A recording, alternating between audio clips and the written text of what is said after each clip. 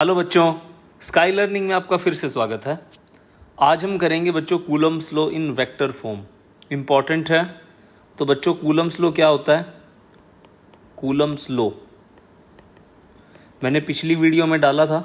Coulomb's law होता है, दो पॉइंट चार्ज हैं Q1 एंड Q2, उनके बीच में डिस्टेंस R है। फोर्स की वैल्यू होती है K Q1 Q2 divide by R का स्क्वायर। ये कूलम्ब्स लॉ होता है बच्चों, ठीक है।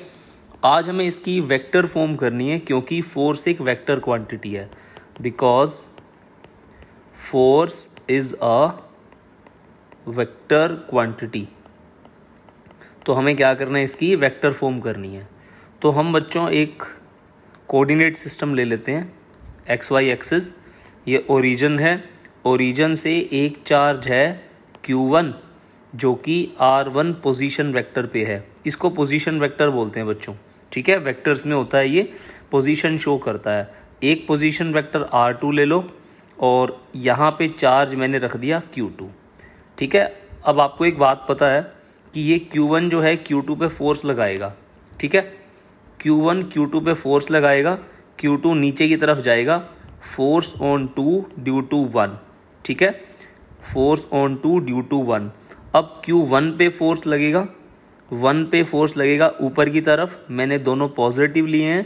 ये वाली जो लाइन है, ये जो ब्लू और रेड मिक्स करी है जो मैंने, ये वाली लाइन होती है डिस्प्लेसमेंट वेक्टर। तो यहाँ पे क्या लग रहा है बच्चों, दूसरे पे फोर्स ऑन 1 ड्यू टू 2, ठीक है। फिर डिस्प्लेसमेंट वेक्टर कैसे लेते हैं? अब ये R1 है, ये R1 कहाँ जा रहा है, इसका फोर्स नीचे जा रहा है, तो नीचे की तरफ एरो लगा दो, ठीक है। जो F21 की तरफ जा रहा है, कौन जा रहा है, फोर्स जा रहा है।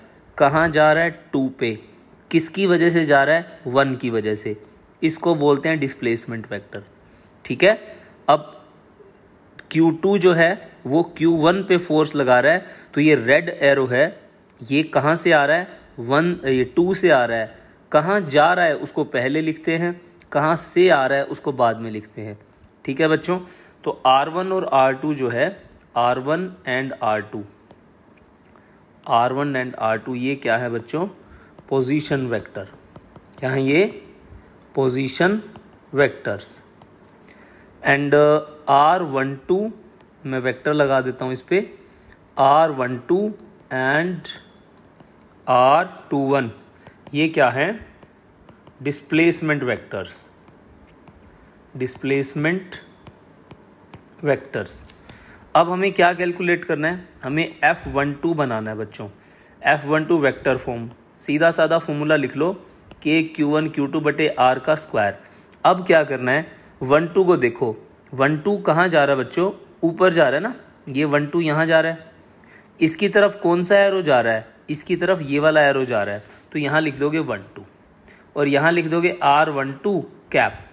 जो यहाँ पे R12 है इसको यूनिट वेक्टर बोलते हैं। ये क्यों लिखते हैं?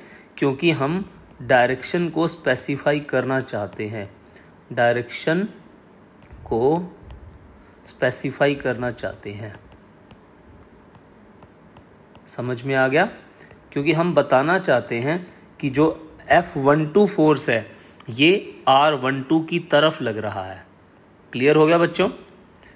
दूसरा, ये हमारी फॉर्म बन गई, इसका नाम थोड़ा सा हम बॉक्स में बंद कर देते हैं। क्लियर है बच्चों?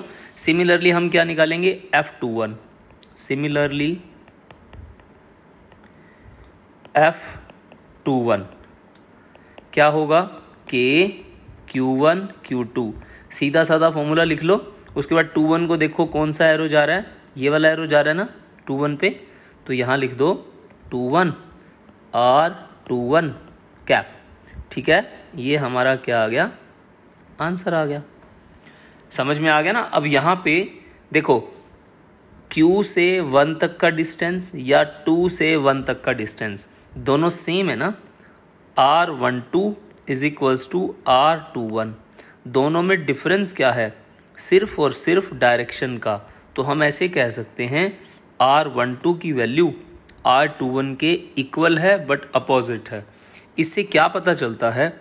इससे ये पता चलता है कि फोर्स 12 की वैल्यू क्या होगी?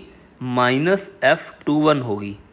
ठीक है, तो इससे क्या ये पता चला कि जो फोर्स हैं वो इक्वल हैं और क्या हैं, अपोजिट है। तो it obeys the Newton's third law. It obeys the Newton's third law. समझ में आ गया? तो ये पूछा जाता है क्या ये जो कूलम्स लॉ है ये न्यूटन्स लॉ को ओबे करता है? तो आंसर है यस, करता है। कैसे करता है आपको मैंने बता दिया। समझ में आ गया बच्चों? ये इंपॉर्टेंट है, इसको अच्छे से समझना है। आगे चलते हैं, सुपरपोजिशन प्रिंसिपल। अगला टॉपिक है बच्चों हमारा सुपरपोजिशन प्रिंसिपल। इस लेक्चर के नोट्स आपको PDF बना करके मैं डिस्क्रिप्शन में डाल दूंगा, तो आप इसको वहाँ से डाउनलोड कर लेना। ठीक है, और कोशिश करा करो नोटबुक पे इसको साथ साथ नोट किया करो। ठीक है बच्चों? ओके, नेक्स्ट इसके अंदर आता है सुपरपोजिशन प्रिंसिपल। सुपरपोजिशन प्रिंसिपल क्या कहता है? ये कहता है अगर मान लो एक चार्ज है Q0, इसके ऊपर बहुत सारे चार्जेस हैं चारों तरफ। अब मैं इसका एग्जांपल लेता हूँ थोड़ा सा रियल लाइफ से। मान लो ये कोई बंदा है, एक पर्सन है, इस बेचारे को ये जो लोग हैं मैं बना रहा हूँ, ये सारे इसको मिलके पीटना चाहते हैं। ठीक है, इसका नाम नोट है, इसका नाम 1 2 3 N। तो इस नोट को 1 ने मारा। ठीक है, ये देख रहा है इसको कौन कौन मार रहा है। तो force on note due to 1, भाई नोट देख रहा है भी मेरे को 1 ने मारा, नोट देख रहा है भाई 2 ने भी मारा, ये सबका नाम लगाएगा, सबको जूते पड़वाएगा ये। ठीक है, ये सबको देख रहा है अभी मेरे को कौन कौन मेरे को मार रहा है। शरीफ है, कुछ नहीं कह रहा, चुपचाप मार खा रहा है। ठीक है, तो सिमिलरली ये नोट को हम एक चार्ज मान लेते हैं। 1 ने नोट के ऊपर फोर्स लगाया, नोट 1 आएगा। उसके बाद 2 ने फोर्स लगाया, F0 2। उसके बाद 3 ने लगाया, F0 3।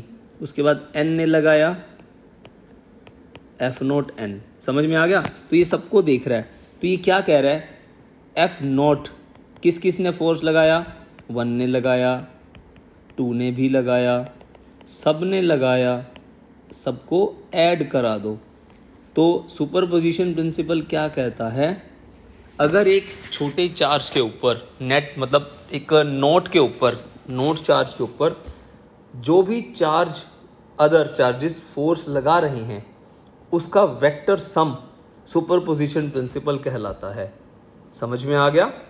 छोटा चार्ज मत बोलो इसको, अब हम कुछ भी कह सकते हैं। भाई एक चार्ज Q0 है, इसके ऊपर मल्टीपल चार्जेस इसके चारों तरफ फोर्स लगा रहे हैं, उसका वेक्टर सम हमें सुपरपोजिशन प्रिंसिपल देता है। इसका फायदा क्या है बच्चों, मैं तुम्हें इसका सीधी बात समझाता हूं।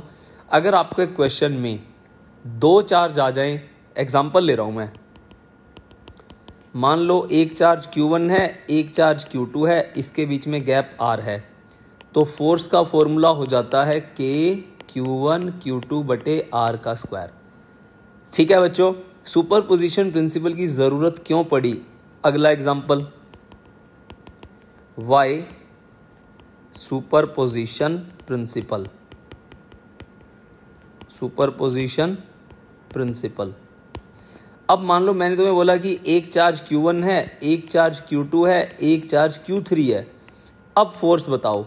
तो यहां पे क्या हो गया, 2 से ज्यादा चार्ज आ गए ना, तो हम इसको बोलेंगे मल्टीपल चार्जेस। तो यहां देखो बच्चों, मैंने बोला Q3 पे फोर्स बताओ, तो क्या होगा, 1 ने भी फोर्स लगाया, 2 ने भी लगाया, तो Q3 पे कितने फोर्स लग रहे हैं, 1 का भी लग रहा है, 2 का भी लग रहा है। तो इस तरह के फोर्सेस को ऐड कराने के लिए हम सुपरपोजिशन को यूज करते हैं। आई होप आपको सवाल का जवाब मिल गया होगा कि सुपरपोजिशन क्यों यूज करते हैं। समझ में आ गया बच्चों? अब हम करते हैं सवाल। क्वेश्चन नंबर 1, न्यूमेरिकल, क्योंकि थंबनेल में लिखा हुआ है न्यूमेरिकल्स, इसीलिए आपने क्लिक किया होगा, तो न्यूमेरिकल्स तो कराएंगे बच्चों तुम्हें। तो सबसे कॉमन एग्जांपल लेता हूं मैं, इक्विलेटरल ट्राइंगल वाला। Equilateral triangle. ठीक है, इक्विलेटरल ट्राइंगल। इक्विलेटरल ट्राइंगल के अंदर हमारे पास 3 चार्ज है बच्चों। ठीक है, 3 चार्जेस हैं। तो उन 3 चार्जेस को मैं वर्टेक्स पे लगा देता हूँ। वर्टेक्स का मतलब होता है बच्चों इसके 3 पॉइंट बाहर वाले, इसको वर्टेक्स बोलते हैं। इसके बीच में दूरी है L, L और L। एंगल आप सभी जानते हैं इक्विलेटरल में 60 डिग्री का होता है। तो इसके नाम दे दूं बच्चों, इसका नाम A है, इसका नाम B है और इसका नाम C है। आपसे कोई भी एक चार्ज बोल देता हूं कि find force eight B, find force eight B। समझ में आ गया? कोई भी कर सकते हैं बच्चों, A भी कर सकते हैं, B भी कर सकते हैं, दोनों कर लेंगे, फिर A भी कर लेंगे आप। पहले एक बार पहला पार्ट ये कर लेते हैं, दूसरा पार्ट कर लेते हैं फाइंड फोर्स एट A। ये जो फोर्स एट A वाला है ना, ये HC वर्मा बुक के अंदर पहला ही एग्जाम्पल है इस तरह का, फर्स्ट एग्जाम्पल। ठीक है, बड़ा आसान है बच्चों, देखो कैसे करेंगे। आंसर, सबसे पहले क्या करना है आपको, डायग्राम को दोबारा बना लेते हैं। Q फिर Q फिर Q। ठीक है, अब इसके ऊपर ये वाला फोर्स इसको रिपेल करेगा, धक्का मारेगा ना, क्योंकि पॉजिटिव पॉजिटिव दे रिपेल। मैंने आपको इसके चार्ज वाले वीडियो में मैंने आपको बताया था कि पॉजिटिव पॉजिटिव का जो हम प्रॉपर्टी पढ़ते हैं चार्जेस के अंदर, ये एक दूसरे को रिपेल करते हैं। इसका फायदा क्या है? अब इसका फायदा दिखने को मिलेगा आपको कि जो आप लाइक चार्जेस अनलाइक चार्जेस एक गाने की तरह याद नहीं कर लेते क्लास में कि like charges repel each other, unlike charges attract each other. तो यहाँ पे देखो बच्चों, ये A है, ये B है। A ने B को धक्का मारा तो force on B due to A। फिर C क्या है, C पीछे क्यों रहेगा, ये भी इसको हिट करेगा, force on B due to C। अब दो फोर्स, ये 60 डिग्री हो गया बच्चों, तो ये भी 60 रहेगा। दो फोर्स किसी एंगल पे हों तो वेक्टर रिजल्टेंट वाला कंपोनेंट वाला फॉर्मूला लगेगा, ट्राइंगल लॉ वाला, याद आ गया ना। तो यहाँ पे बच्चों ये रिजल्टेंट आ गया, इसीलिए सुपरपोजिशन की नीड हुई थी, क्योंकि वेक्टर क्वांटिटी है ना फोर्स, तो ये रिजल्टेंट फोर्स आ गया। ठीक है बच्चों, अब दोबारा वही फॉर्मूला लिख लें। एक बार मैं रिजल्टेंट का तुम्हें 11वीं याद दिला दूं, A का स्क्वायर प्लस B का square plus 2AB cos theta. तो ये हमारा, अरे ये क्या कर दिया, ऐसे आएगा। ठीक है, ये बच्चों हमारा एक फॉर्मूला है। अब यहाँ पे A का नाम क्या है, A का नाम है FBC ले लो, B का नाम क्या है FBA ले लो, और R का नाम क्या है F रिजल्टेंट ले लो। अब इनकी वैल्यू को डाल दो, इसकी वैल्यू निकाल लें एक बार। BC कितना है, QQL, K Q का स्क्वायर बटे L का स्क्वायर। BA भी निकाल लूँ, इसमें भी Q और L है, तो K Q1 Q2 बटे R का स्क्वायर, कूलम फोर्स है ना। FR तो निकालना ही है। अब देख रहे हो बच्चों, ये दोनों सेम नहीं लग रहे आपको, ये दोनों सेम है, तो इसको लिख भी लेते हैं। FBC is equals to FBA is equals to F मान लेता हूँ बच्चों। क्वेश्चन थोड़ा सा इजी हो जाएगा ऐसा करने से। अब बस इस फॉर्मूले को यूज कर दो, FR रिजल्टेंट की जगह पुट कर दो, अंडर रूट का साइन लगा दो, A की जगह लिख दो आप FBC की वैल्यू F मानी है, तो F का स्क्वायर प्लस FBA, F का स्क्वायर 2FF कॉस 60 डिग्री। ठीक है, हम पहला पार्ट कर रहे हैं, कौन सा, force at B, force at B। ठीक है, पता तो हो ना कर क्या रहे हैं। अच्छा, अब इसको सॉल्व करो बच्चों।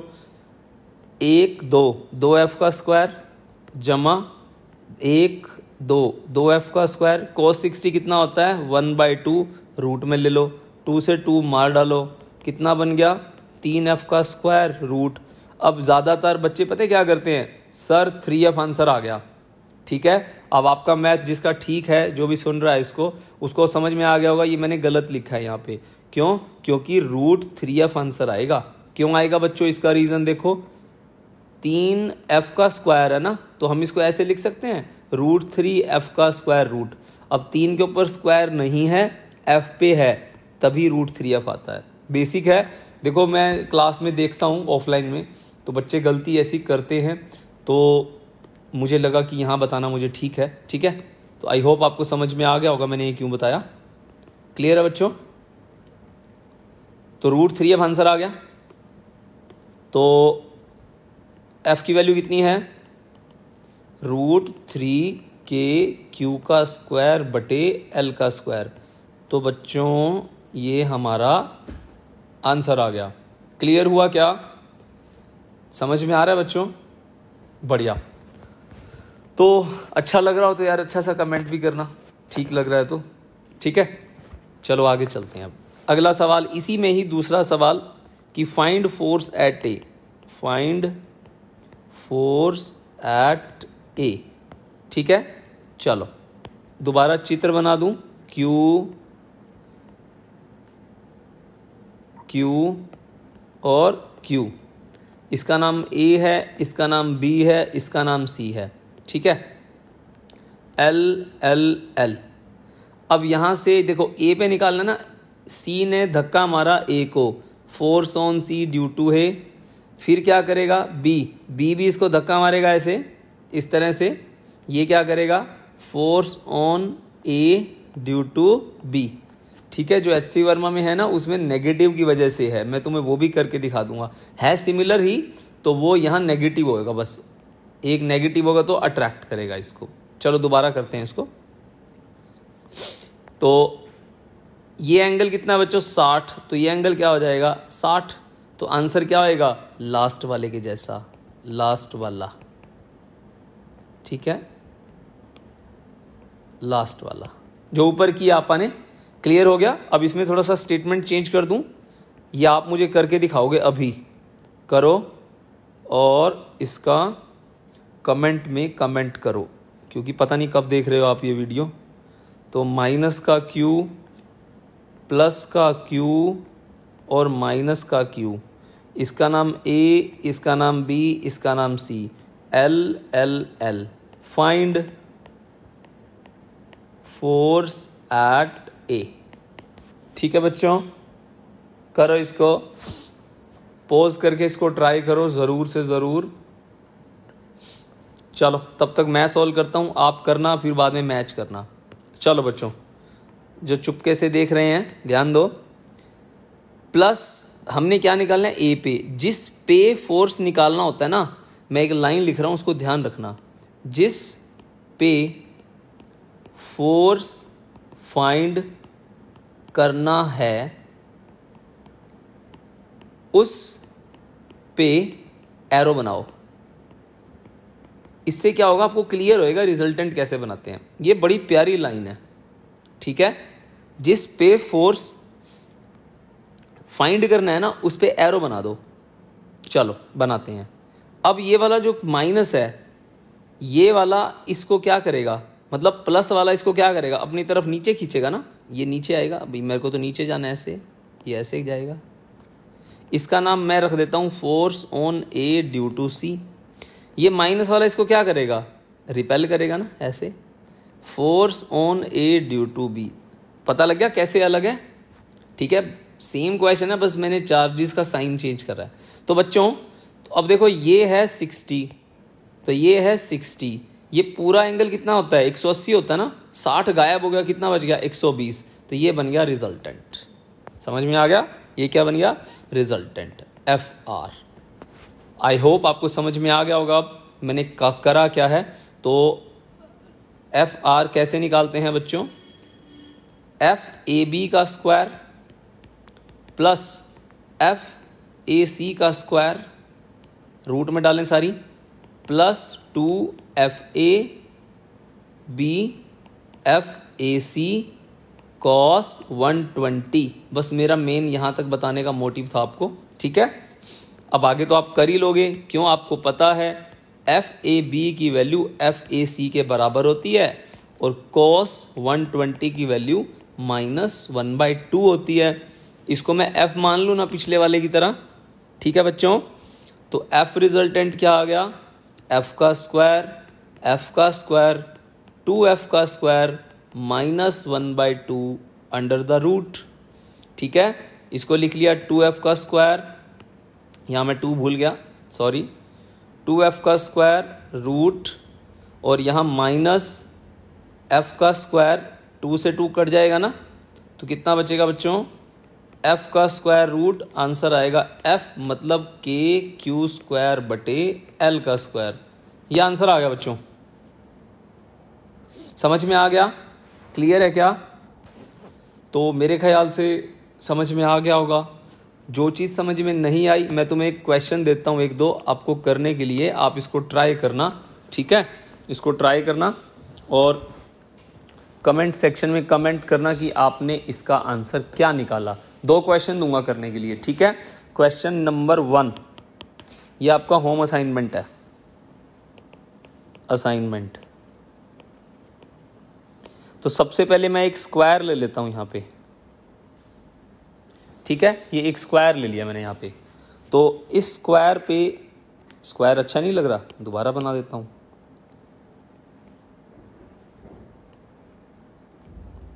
क्यू क्यू क्यू क्यू, तो इनके नाम दे दूं, ए इसका नाम दे देता हूं, बी सी डी, और इनकी एज है ए।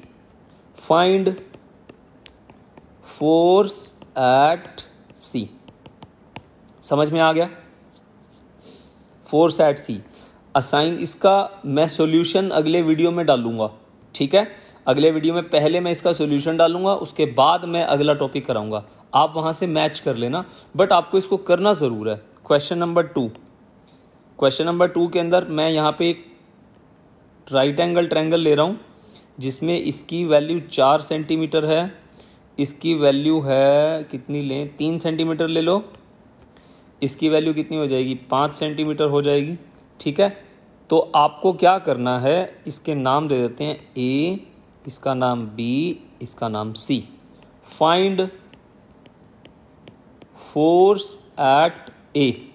ठीक है, फाइंड फोर्स एट ए, और वैल्यूज क्या दी हुई है आपको, चार्जेस की वैल्यू दे देता हूं। अरे कहाँ गई स्क्रीन मेरी, हाँ आ गई।